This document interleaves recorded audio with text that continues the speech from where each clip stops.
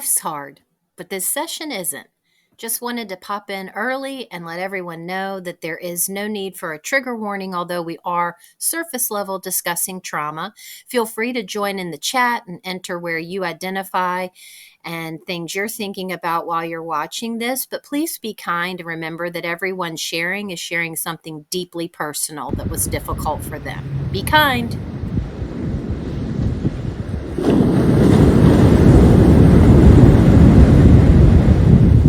I've really struggled with this, so I'm just going to go for it. All right, so I've had a lot of trauma in my life. That's the new word for it. New to me anyway, I spent probably 45 years of my life not really being able to make sense of myself and what was wrong with me. That being said, I have sort of a complicated set of diagnoses, and I want to share more about my story because my time in keeping hermit crabs and being a member of a lot of groups, becoming friends with some folks, observing the groups, observing sometimes the way we interact with one another, I've come to learn that, in fact, there's a lot of us who are fanatics about hermit crabs, and there seems to be this interesting correlation between the hermit crabs and us as far as emotions and trauma and becoming more introspective to where keeping hermit crabs is affecting change in us. A lot of us have, wanted to have a talk like this, but it's really hard to put together. In the groups, our focus is hermit crabs, and every now and then, we'll have comments. Somebody might say, "Oh my gosh, I just wish I could let these crabs know what they've done for me," or "What is it about hermit crabs?" And so this talk is an attempt to sort of unravel that a little bit and maybe put my story is a story of healing, redemption, recovery, and finding real use and self-esteem in my life. My suspicions of what past a lot of us share that causes us to become so attached to not just hermit crabs, but also keeping hermit crabs as pets. But I'm not alone. It's a lot of us in these groups who we have sort of this complicated ball of yarn concoction of past events and things that we bring into our lives today. People have gone through. I apologize for the flies. I'm sitting on the sand and the biting flies are out. It's annoying. I guess the bullet points of what I deal with and what I have are, I have serious abandonment issues. My biological mother was an alcoholic. She left me when I was 3. And so I was raised exclusively by my dad. And that set me off on a path of feeling like I needed to prove myself and my worth. I mean, whose mother leaves them? Well, I now know that a mother who loves her daughter very much, a mother who was, a prisoner to alcohol because of the traumas she had experienced. I've had a lot of trauma, and I was previously married. I'm currently married to a wonderful man, and we have been together, I forget how many years, but we're coming up on, it'll be our 18th anniversary in July. So my dad remarried a wonderful woman who I call mom, and so I have 4 younger brothers. I'm the oldest of 5, the only girl. I was enough for them, but I never knew that I was enough, right? Because had a college experience and got my degree in information technology. Briefly worked using the degree. Came to find out that I didn't like sitting in a dark dungeon in a secure location just banging on a keyboard all day. I needed more human interaction than that. But then when I'd say probably the biggest life changers were yet to come. And I was previously married, have 2 children, and that relationship was very abusive. And after our divorce, the abuse continued, and I was unable to make it stop for the sake of my children. It was happening then to them. So I was treated by the powers that be as if I was just a angry ex-wife out to hurt an innocent person, and they wouldn't listen to me. So I felt really powerless. Couldn't make it stop. And then full parental alienation was being committed. So then my own 2 oldest children, we shared custody, just stopped seeing me, my husband, the other siblings, all of our families. They were completely isolated away from all of us. And I've always thought that if I was out of a situation, it was over and done with. And it wasn't until I myself got sober that I accepted the fact that I've got PTSD, a major case of PTSD. So I've often been one of those women who, if a friend tells me that she's struggling with something, I'm empathetic. I listen, and I feel sad for her, and I want to hold her, hug her, support her, and it just is unbelievably awful what she's been through. But then if I'm told, or if I say like, oh, I have PTSD, in my mind, it's just a little baby case. It's no big deal. I minimize everything that has ever happened to me. And I'm learning that I'm too inhuman and these things affect me. So I've got major PTSD and Crohn's disease. I'm an alcoholic, proudly in recovery. I have been sober since January 12th, 2020. Had some slips in there. Started my journey about 8 years ago. And it's not a success-only journey. It's really the hardest thing I've ever done, but I have a life today that I used to pray for. So when I found out that he was also harming them, that's when my alcoholism, my drinking really took off. So when I started seeing a therapist, and he let me know I have PTSD. He probably also knew that I had a drinking problem, but I wasn't ready to give up the only thing I'd found to make the flashbacks, the nightmares, the everything that comes with untreated and unhandled PTSD. I didn't have the skills, really, on how to handle that. But I was, sort of happy to hear that I had PTSD, because I was like, oh my gosh, there's an answer. Yay. But I minimized it, right? I'm like, oh, now that we've named it, I'll be all better, right? Let's just move on. So I continued to struggle with my drinking until I started getting trauma therapy, and that really changed things. So on top of all of that, though, I also now have a vaccine injury, and that has really been beyond difficult. And so then to be sick from the vaccine, and the way that we as a society really turned on each other during that time, I was marginalized and isolated and scared to talk about what I was going through, because I didn't want to be labeled. So the most interesting thing for me has been not only my own response to hermit crabs, but also others in the group. A little bit about hermit crabs that seems to play into the introspection and the self-learning that comes from keeping these guys.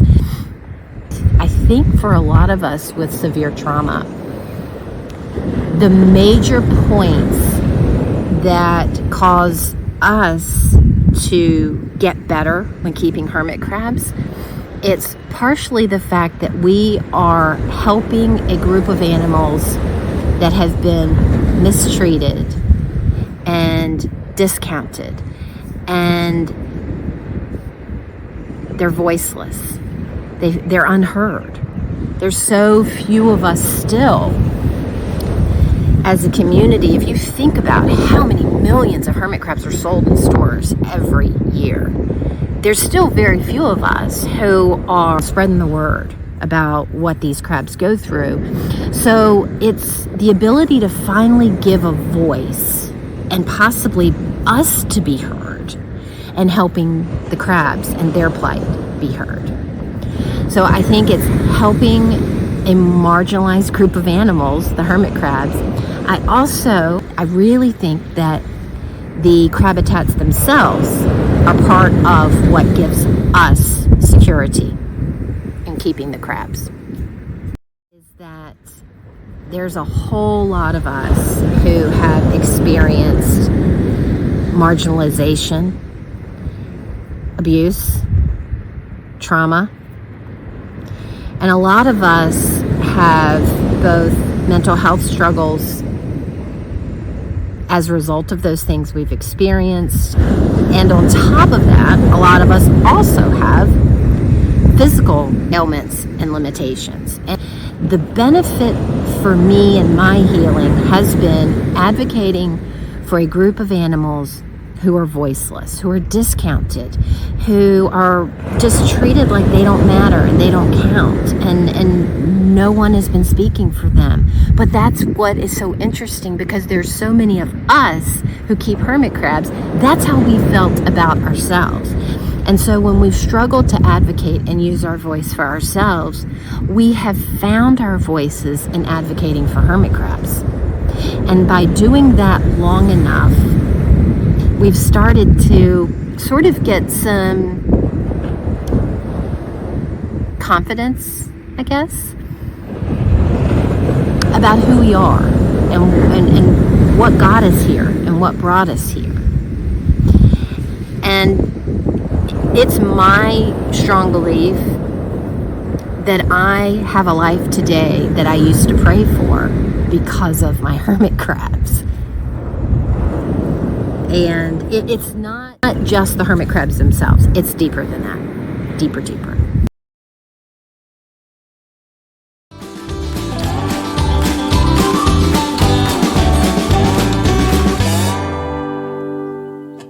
Hi, how's it going? Doing good. Good. Finally, we meet. Yes, yes.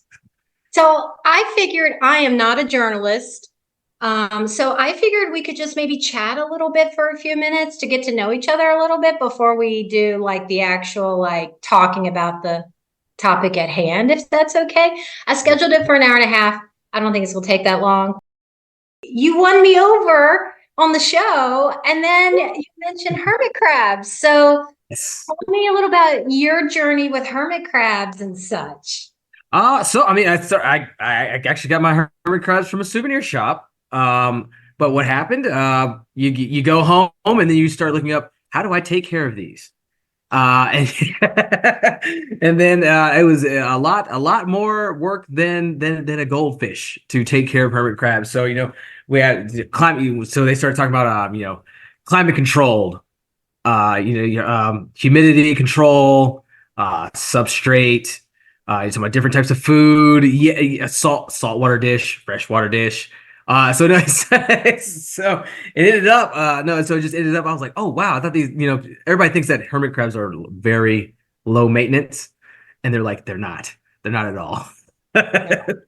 No, not at all. So do you travel a lot for work? Not gone for more than a few days. There you go. Now, how many crabbies do you have? I have four, I love it. How long have you had them? 5 years. Awesome. That's Yeah, exciting. yeah, no, that's That's awesome. Now, did you lose any when you first got them from the souvenir shop, or they all lived? No, no, they've all lived. But like I said, so you think like I was like I thought for me when I bought it from when I bought it from the shop I was like they only like live for 6 months. Yeah. But then you go onto no, and they're like they live in like colonies of like hundreds, and they Yeah. all trade shells, and it's yeah no, and I was like I was like these things can get big, but yeah no they fit. I mean it's like I think I got them when they were like the size of like my like thumb, and now Yeah. they can like In the stand palm of your in hand. my palm. Yeah, yeah, no, so they grow and molt. They molted, I think 5 or 6 times. Oh, that makes sense. Yeah. Yeah. Yeah, yeah. That's So they, exciting. yeah. So I'm now on the hermit crab journey. Accidentally started the long term hermit crab journey. Do you find any sort of is the hermit crab keeping like the yin to your glass blowing yang, or how does that mesh together? I'm like halfway looking at glass blowing colors, and the other time I'm like, what's this new thing that I can find for my hermit crabs? I've found like lots of people on Etsy, I and things love like it. that. Now, what is it you think about hermit crabs that has just had these little guys wrap around your heart to where you're like, I just want to know more? What made me fall in love with hermit crabs was actually looking at the videos of hermit crab colonies where they're living in they're just I mean from 200 to 1,000 crab colonies, and they're actually like in I guess like I saw like one video where it was like the shell switch.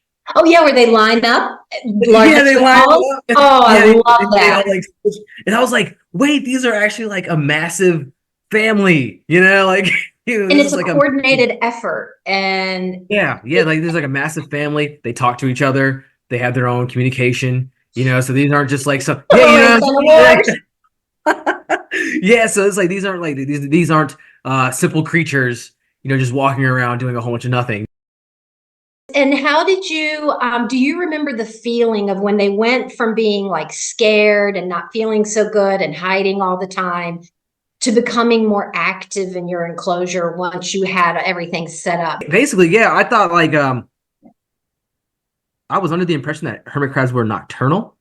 right? But yeah, because they would stay in the shell all day. But that was when they were in their the plastic thing you get from the store. But I bought my first, I think it was like a reptile, it was like a reptile cage. So when I first bought that, and with the 3 inches of substrate, then they really started moving around. I started buying fish nets and other things that they could climb on, and then they really got active. Like they're active like most of the time now, like 24/7. They're really just out and about, just climbing Yeah. around. They're just falling off of stuff, and they're just running each other over. They're just all like fall. You hear them clank. I mean, Oh, they're yeah. super, they're like really active during the day, and then some like really and extremely active during the night. But you just hear them just clicking like all night. I was like, what are they doing? They're just they're just clicking and clacking all night.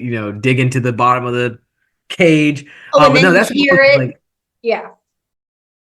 2 years, it was just like, I'm gonna go buy this stuff from the pet store, and I was like, oh, this isn't good, Who would have thought that they could sell something that's actually harmful and toxic to crabs? It's mind blowing, and Yeah, yeah, that's where we always can kind of quickly remind ourselves we're here for the crabs and we're here to stop the torture. You yeah. know. No, I looked at the employee. The employee was like, go get this other alternative sand. This calcium sand's not good. And I was like, you're crazy. This is a store. They have legal. And it was like, no, he was right, 100% right. Like this is good.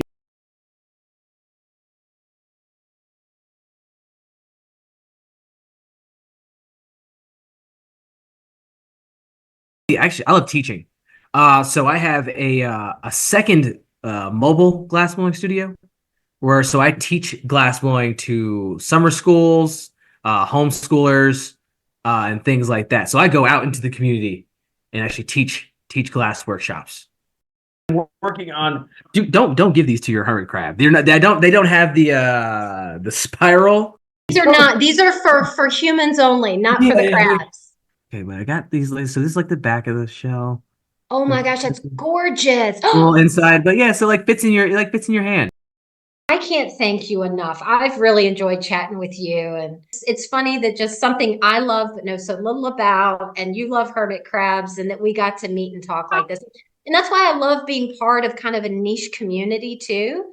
Is Yes. that, I just knew you would be a really humble guy, that, yeah, you're a TV star now, but I knew you when you're like, I'll do whatever for hermit crabs. I'm like, oh my gosh, this is the best. A lot of parents talk about an improved relationship with their child while keeping hermit crabs. I've found the same to be true in my own household.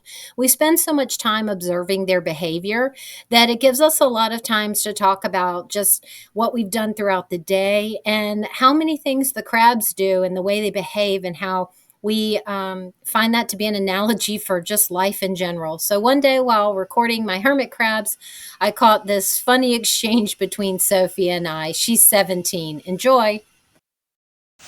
The other thing I'm noticing too is the one that backed off is more freshly molted. The one that's there now needs to molt. Now this one's stepping all over where the other guy is trying to come up from a molt. I do need to molt. I want a malt milkshake.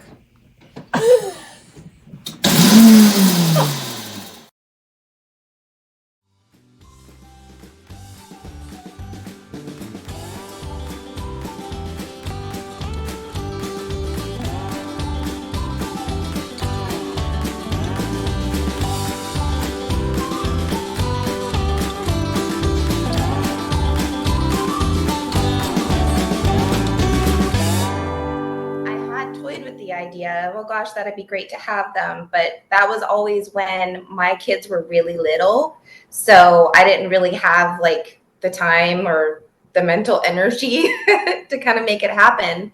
And then last year in September, or actually it was a little bit before September, I was asking Harry what he wanted for his birthday that year, and he said he wanted hermit crabs. Can I explain the story, right? Yeah. So basically, it was when I think I was in like second grade. I was friends with a few kids, and we had like a lot of snails at the school. And it reminded me of this one time when I found a sea snail. I thought it was a shell, so I brought it up. And then like a few seconds later, I saw it moving. I told my dad about it, and then Dad said, "Put it back in the water," and he was like so excited, and I was like shocked. So it reminded me of that memory, and that I thought, maybe I could get a pet one, but instead, maybe like a crab one. Mm-hmm. And then when I figured about hermit crabs, one of my friends suggested, I asked my mom if I could get some, and she said that she was so excited. I got really excited right away. Because I had always wanted them too, but it just Did you feel like you were getting to live a little bit of your childhood nostalgia? Definitely, Harry. And I mean, we spent probably the 6 or 7 weeks before his birthday, like every day together, watching the videos and learning and taking notes and making a list of everything we needed. I remember he got really excited about the meals when we found your TikTok account, and when we found Can I explain like yeah. So what are we talking about, like how we found the all the TikToks, yeah. Oh yeah. And when we found your TikTok, did my mom message you about like the crap thing? Well, that happened a little while later. It did actually. Yeah. And then Harry, I think you were in one of the TikToks where your mom was talking about crab, and I was just like, "What is this? This is amazing!" Like, also, I have to ask a very important question. Do your crabs like the crab that I made? They love the crab. So this is something that's really your thing? Yeah, it's really just me and Harry. It's like our thing that we do together. And he's 10, so this is a good kind of, I don't want to say beginner, because they're not an easy pet. They are high maintenance, but it's a good way for him to kind of like learn how to be responsible and something that he can be proud of himself for. Like, he did his research project last year on it and got to teach his class about them. And so, yeah, it's just a good thing, you know, when kids can be proud of something. So how about then for you, Jess? How do you feel? How do you feel it's impacted your relationship with Harry or anything within yourself? Harry and I, one thing that we do share is we both have ADHD. We have the same type, and that's something that Harry learned about himself this year. So, is that okay to talk about? Yeah. Yeah. So it's just one of those things, you know, where it's like you see that we have such similar brains and that we both get, you know, drawn to this same exotic pet. You know what I mean? It's Yes. just that's something that I have noticed too in the hermit crab community is there are a lot of neurodivergent people.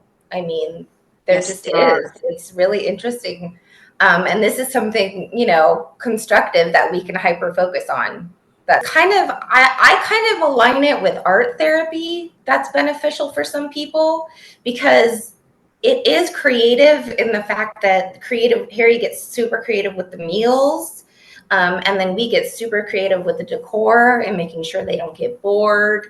So it kind of like scratches that itch too. You know what I mean? Where it's something beneficial that we can hyper focus on and spend our energy on and like get those dopamine hits. You know what I mean? So that's definitely something we both enjoy. And on the days that we might be having a low day or a bad day, I know for me, I can't lay on the couch all day. I got to get up. I got hermit crab stuff to do. Okay. The boys, they're with their dad 50% of the time.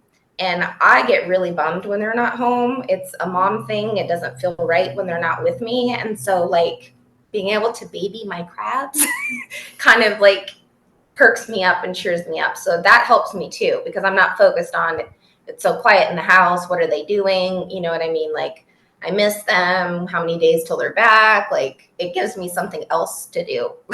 So I wanted to say about like the hermit crabs are actually kind of like better because they're more calming than a dog that we got. They are relaxing to watch. Harry finds that. He loves sitting and watching them, which for anybody with ADHD knows that it's rare that you find something that you can keep your body still and focus and relax. And it's like, it's almost meditative. I agree. I hyper focused when I was researching about these guys. So I have like a whole notebook taking notes while I was watching TikToks. Do you think that part of the process, the research, the learning, the digging, do you feel like that was therapeutic for you too, or did it cause you a ton of stress that you didn't know what to do with? Or was it both? Oh, no, I totally geek out on that. Like that's one of my things. Like I love learning new things. That was completely enjoyable for me. But I could see how somebody who's maybe not neurodivergent would be like, oh my God, this is overwhelming. Sort of what you learned kind of spurred you on to do more?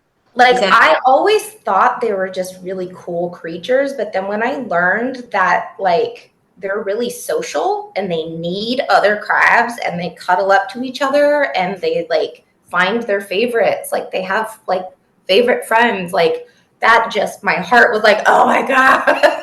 And that has been the case. Like there's 3 of ours that really stick together and I didn't even get them at the same time. So it's just, they just like each other, you know? And it's all such a beautiful metaphor, I feel like, as I'm watching my crabs, to think about human interaction as well, of how, you know, they obviously none of them are family, not that they would know that, but it's so interesting to see how they find their partners. So yeah, it is interesting watching that. And I also kind of like the idea too. And I think a lot of neurodivergent people can kind of relate to, I definitely want to be in my shell by myself in my space, leave me alone. But when I'm ready to be social, I want to go hang out in the moss pit with my favorite friend. You know what I mean? Like it's just me, that's super relatable. Like leave me alone, I'm doing my own thing. And then, oh, okay, what's everybody else doing? You know? Does it feel even more exciting to be a part of the hermit crab community because it's sort of like you accidentally found a group of people who might actually get you and your son more than otherwise. I've like made friends that like we chat back and forth now. You know what I mean? It's just, you know, as an adult, sometimes it's hard to make new friends because, you know, you're not at school with a bunch of people anymore. You know what I mean? And I work from home. So it's even harder because it's not like I'm in a building full of people. But to have that smaller piece in common of fanatical hermit crab lovers. Well, and it's such a niche interest. Exactly. You know, but then you find out that a bunch of us within that group are, you know, recovering, you know, from maybe traumas or addiction. We have other things going on that affect us, like neurodivergent. Social anxiety. You are really not alone in this group. Oh, yeah. Yeah. A lot of us carry a lot of baggage and things we work on. But that you also, if you don't have those things, maybe you could, you know, look at things from a different point of view going, you know, I might be working with somebody here who has more going on than I can see and sense. And there's just something to me about people who love the, you know, unlovable creatures, the little weirdo creatures. Thank you. This has been fabulous because we got to talk about so many things. Yeah, so great. Thanks for including us. Oh gosh, you're very welcome, and thank you, and thanks for both of you for loving hermit crabs so much. Oh yeah. All right.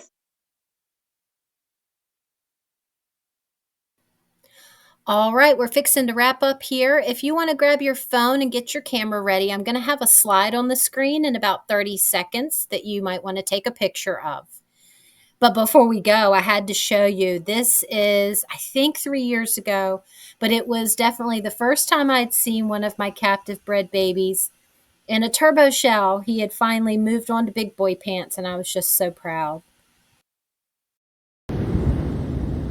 It's said that when the student is ready, the teacher will appear. I would have never guessed my teachers would have been tiny little hermit crabs.